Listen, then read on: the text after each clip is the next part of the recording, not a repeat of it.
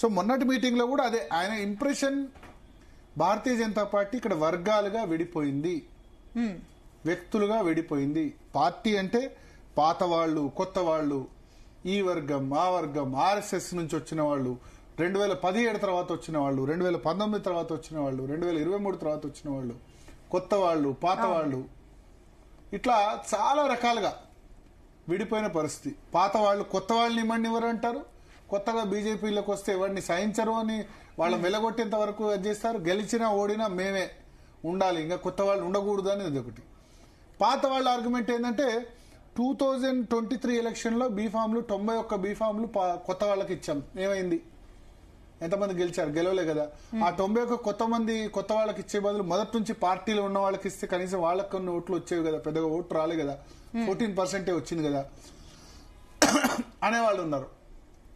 So 91 మంది కొత్త వాళ్ళకే ఇచ్చారు టికెట్లు నిజంగానే. కానీ వాతావరణం లేదు భారతీయ జనతా పార్టీకి మన 23 ఎలక్షన్ లో. అసెంబ్లీలో, పార్లమెంట్ కు వచ్చేసరికి కొత్త వాళ్ళు ఇచ్చినా గెలిచారు. మరి నగేష్ ఆదిలాబాద్ ఎంపీ కొత్త వ్యక్తి గెలిచాడు.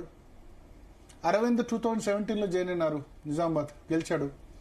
ఈటల రాజేందర్ 21 హుజురాబాద్ ఎలక్షన్ అప్పుడు జాయిన్ అయ్యారు, ఆయన గెలిచారు. రఘునందన్ రావు 2011 నుంచి ఉన్నారు అనుకోండి, కొంత సీనియరే, ఆయన గెలిచారు. పాతగా ఉన్న కిషన్ రెడ్డి, బండి సంజయ్ కూడా గెలిచారు. కొండా విశ్వేశ్వరరెడ్డి 21, 22 లో జాయిన్ అయ్యారు, ఆయన చేవెళ్ళ ఎంపీగా గెలిచారు. డీకే అరుణ 2019 లో జాయిన్ అయ్యారు, ఆమె గెలిచారు. సో కొత్తగా జాయిన్ అయిన వాళ్ళు కూడా గెలిచిన వాళ్ళు ఉన్నారు, పాత వాళ్ళు కూడా ఉన్నారు. కొత్త పాత ఎట్లా కలుపుకొని పోవాలి భారతీయ జనతా పార్టీలో అన్నది ప్రధానంగా ఆలోచించాలి. అంటే మీరు చెప్తున్నట్లు భరత్, అంటే ఈవెన్ ఎంపీ ఎలక్షన్స్ టైంలో మీరు అన్నట్లు కొత్త వాళ్ళు వచ్చినా కూడా ప్రజలు ఎన్నుకున్నారు. ఏ లెక్కన చూసినా ప్రజలకి కాస్త బీజేపీ ఆదరణ ఉంది.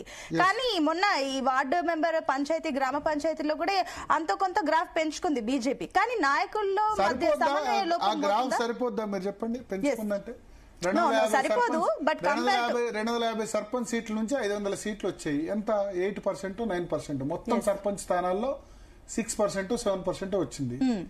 మరి అధికారంలోకి రావాలంటే కనీసం ఒక 20-25% సర్పంచ్ స్థానాలు రావాలి కదా.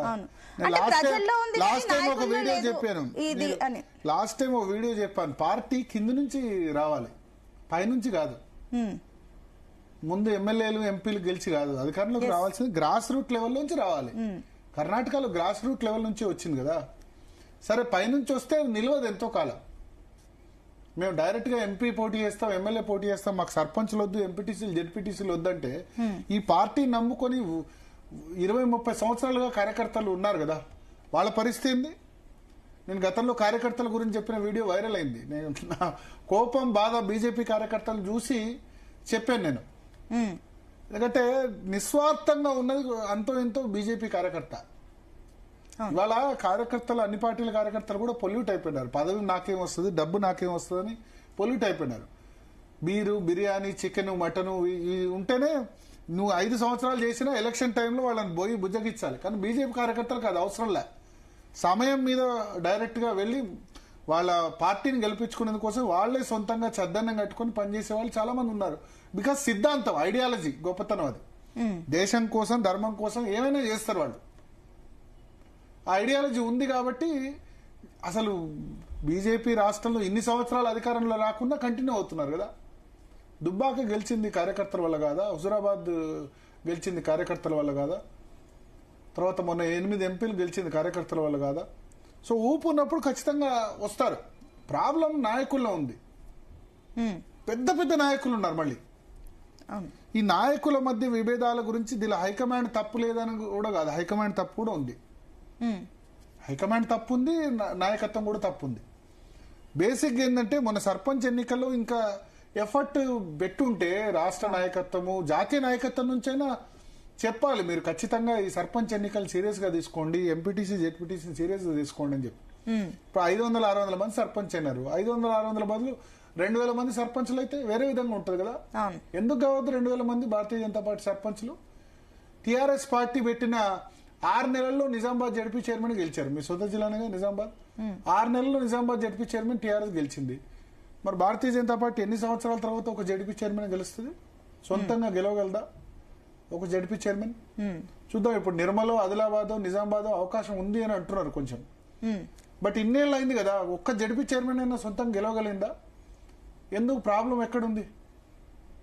కార్యకర్తల్లో ప్రాబ్లం లేదా? కార్యకర్తలు ఎక్కడి నుంచో వచ్చి ఈ ధర్మపురి నుంచి వచ్చి దుబాక వచ్చి ప్రచారం చేస్తున్నారు, లేకపోతే ఇంకెక్కడో ఎక్కడ ఎలక్షన్ జరిగినా వాళ్ళు వచ్చి సొంత డబ్బులు ఖర్చు పెట్టుకుని మిగతా పార్టీ కార్యకర్తల లాగా చేస్తున్నప్పుడు ప్రాబ్లం నేతల్లో ఉంది.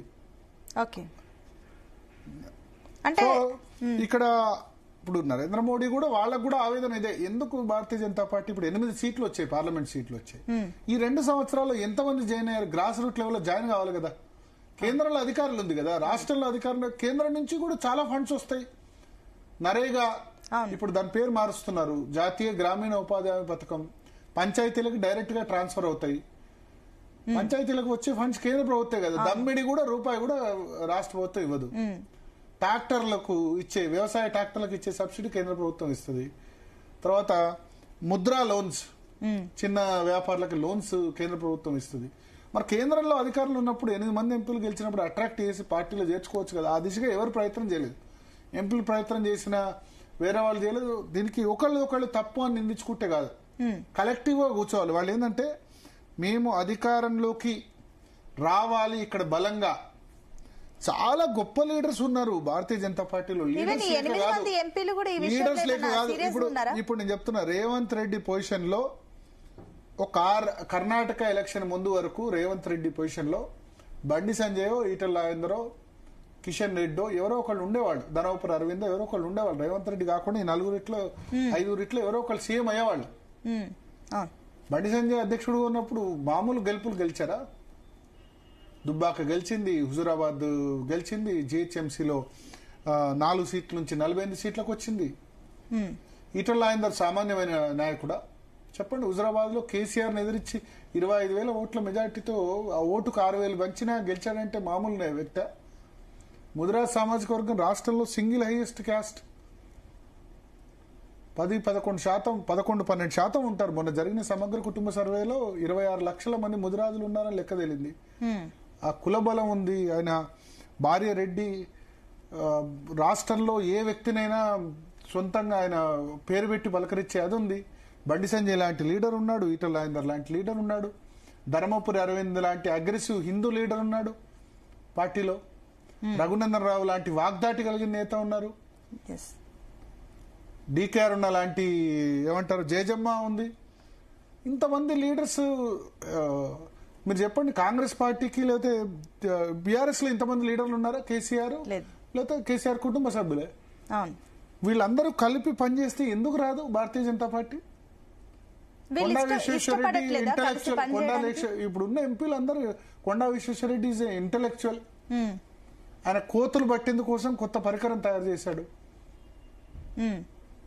చాలా అంటే రీసెర్చ్, వరి గురించి దాని గురించి చాలా రీసెర్చ్ చేస్తాడు. అప్ టు డేట్ ఉంటారు. పార్లమెంట్ అటెండెన్స్ లో 95%. కిషన్ రెడ్డి కమిటెడ్ కార్యకర్త. సరే, ఆయన మీద వేరే రకమైన విమర్శలు ఉన్నా పార్టీ పోయి నువ్వు 10వ అంతస్తు నుంచి దుంకుపోవంటే దుంకుతాడు. పార్టీ ఏం చేయమంటే అది చేస్తాడు. అవునా కదా? పార్టీ ఏం చేయమంటే అది చేస్తాడు కిషన్ రెడ్డి. పార్టీ కార్యాలయంలోనే కార్యకర్త. ఎక్కడ రంగారెడ్డి ఏం బ్యాక్గ్రౌండ్ లేదు. రంగారెడ్డి జిల్లాలో ఒక చిన్న గ్రామంలో ఉండి సంఘ్ సమయంలో ఉండి పార్టీ కార్యాలయంలో ఉండి చదువుకున్నాడు. తల్లి తండ్రి పార్టీ కార్యాలయమే.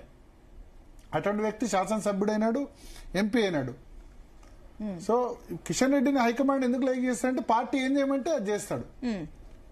అంటే భరత్ సరే, ఆయన దూకుడు లేకపోవచ్చు, విమర్శలు రావచ్చు, కానీ పార్టీకి ఏం చేయమంటే అది చేస్తాడు. పార్టీ హైకమాండ్ ఏం చేస్తే అది చేస్తాడు. పవర్ఫుల్ లీడర్స్ ఉన్నప్పటికీ పనిచేయట్లేదు. అదే సమస్య ఇక్కడ. అందరు కలిసి పనిచేస్తే ముందు అధికారంలో